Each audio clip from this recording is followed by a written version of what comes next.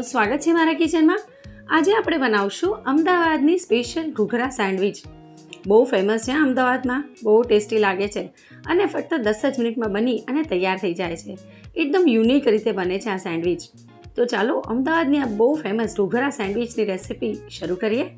તો એની માટે સૌથી પહેલાં આપણે એનું સ્ટફિંગ બનાવી લઈશું। સ્ટફિંગ બનાવવા માટે એક મોટા મિક્સિંગ બાઉલમાં એક ડુંગળી લઈ લઈએ બારીક સમારેલી, એક કેપ્સિકમ મીડિયમ સાઇઝનું બારીક સમારીને લીધેલું છે અને એક લીલું મરચું લઈ લઈશું અને એની સાથે આપણે એમાં થોડા લીલા ધાણા ઉમેરશું। આનું જે સ્ટફિંગ છે ને એનો કલર મેઇન ગ્રીન કલરનો આવતો હોય છે અને આમાં બહુ ઓછા શાકભાજીનો ઉપયોગ થાય છે। બસ તમારા ઘરમાં ડુંગળી અને કેપ્સિકમ હોય તો પણ તમે આ સેન્ડવિચ બનાવી અને એન્જોય કરી શકો છો। સાથે જ સ્વાદ પ્રમાણે મીઠું ઉમેરી દઈએ। અડધી ચમચી જેટલો ચાટ મસાલો ઉમેર્યો છે, તો મીઠું એમાં સ્વાદ પ્રમાણે થોડું ધ્યાન રાખીને ઉમેરવાનું કે વધી ના જાય। અને એમાં અડધી ચમચી જેટલો આપણે બ્લેક પેપર પાવડર ઉમેરી દઈશું અને પછી બધી જ સામગ્રીઓને સારી રીતે મિક્સ કરી દઈએ। તો છે ને આ સ્ટફિંગ બનાવવું એકદમ સરળ। ફક્ત ડુંગળી, કેપ્સિકમ, મીઠું અને થોડો ચાટ મસાલો અને થોડો બ્લેક પેપર નાખી દો અને સાથે લીલા ધાણા ઉમેરી દો અને સ્ટફિંગ તૈયાર। અને આ તૈયાર થયેલું જે સ્ટફિંગ છે ને એને તરત જ યુઝ કરવું। જો આને રાખશો ને તેમાંથી પાણી નીકળવાનું સ્ટાર્ટ થઈ જશે। તો આને અત્યારે હું બાજુમાં મૂકી દઈશ અને ફટાફટ આપણે લઈ લઈશું બ્રેડ। તો આ જે સેન્ડવિચ છે ને એ ટ્રિપલ લેયર સેન્ડવિચ બને છે। એની માટે 3 બ્રેડ જોઈશે। અહીંયા મેં બ્રાઉન બ્રેડ લીધી છે, તમે વ્હાઇટ બ્રેડનો ઉપયોગ પણ કરી શકો છો, પણ મારા ઘરે બ્રાઉન બ્રેડ જ ખવાય છે તો મેં એ લીધેલી છે। એની પર આપણે બટર લઈ લઈશું। ત્રણેય બ્રેડ પર આપણે બટર સારી રીતે લગાવી દઈશું। બટર એકદમ નોર્મલ ટેમ્પરેચર પર આવી જાય ને પછી જ લગાવવાનું। એની માટે મેં 1 કલાક પહેલાં જ ફ્રીઝમાંથી કાઢી અને બહાર મૂકી દીધેલું। બટર લગાવ્યા પછી આપણે એમાં ઉમેરશું લીલી ચટણી।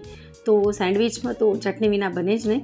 તો લીલી ચટણીની રેસીપી મેં મારી ચેનલ પર ઘણી બધી વાર શેર કરેલી જ છે। 1 કપ જેટલા લીલા ધાણા, 1 ટેબલ સ્પૂન જેટલા ફુદીનાના પાન, અડધો ઇંચ આદુનો ટુકડો, 3 થી 4 લીલા મરચાં, થોડી દાળિયાની દાળ અને સાથે સ્વાદ પ્રમાણે મીઠું અને 1 ચમચી લીંબુનો રસ ઉમેરી અને પછી આને વાટી લો, એટલે કે ગ્રાઇન્ડ કરી લો। બહુ સરસ મજાની લીલી ચટણી બની અને તૈયાર થઈ જશે। પછી આપણું તૈયાર થયેલું સ્ટફિંગ જે છે એ ઉમેરવાનું છે। તો આપણે 2 બ્રેડ પર સ્ટફિંગ લગાવી દઈશું। સ્ટફિંગ સારા પ્રમાણમાં ઉમેરવાનું, તો જ સેન્ડવિચનો તમને સાચો ટેસ્ટ આવશે અને ખાવાની પણ મજા આવશે। તો બંને બ્રેડ પર સ્ટફિંગ લગાવી દીધું અને હવે આપણે પ્રોસેસ ચીઝ લઈ લઈએ। તો ચીઝને આ રીતે ગ્રેટ કરી અને લઈ લેવાની। બંને બ્રેડ પર આપણે ચીઝ પણ આ રીતે ગ્રેટ કરી લગાવી દઈશું। જો તમે ક્યુબ યુઝ કરતા હો ને તો 1 ક્યુબનો યુઝ આમાં કરી લેવાનો। તો આ ચીઝી સેન્ડવિચ બહુ ટેસ્ટી લાગે છે ડુંગળી અને કેપ્સિકમ જોડે। હવે આપણે આનું એસેમ્બલિંગ કરશું, એટલે કે એક બ્રેડ જે છે ને આ વાળી એને આ બીજી બ્રેડ પર મૂકી દઈએ સ્ટફિંગવાળી અને ત્રીજી બ્રેડ છે આને કવર કરી દઈશું। તો આપણી આ બ્રેડ જે છે એટલે કે આપણી આ સેન્ડવિચ એ હવે ટોસ્ટ થવા માટે તૈયાર થઈ ગઈ છે। આમાં એકદમ નોર્મલ જે પેલું ટોસ્ટર હોય ને એનો ઉપયોગ કરવાનો છે, જે માર્કેટમાં બહુ ઇઝીલી મળી જતું હોય છે। અને આ સેન્ડવિચ બહુ સરસ મજાની ટેસ્ટી લાગે ને એની માટે શું કરવું, ઉપરથી પણ બટર સારા એવા પ્રમાણમાં લગાવવું। ઉપરથી આ રીતે બટર લગાવશો ને તો એને બહુ ક્રિસ્પી પણ બનશે અને સાથે સાથે બટરને લીધે ટેસ્ટ પણ બહુ જ સારો આવે છે। તો આપણે ટોસ્ટરમાં પણ આ રીતે બટર બધી જ જગ્યાએ લગાવી દઈશું।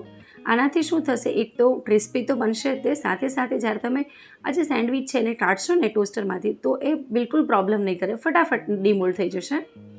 તો બંને સાઈડ બટર લગાવી અને પછી ધીરેથી આપણે જે તૈયાર થયેલી જે સેન્ડવિચ છે ને એને આમાં મૂકી દઈશું।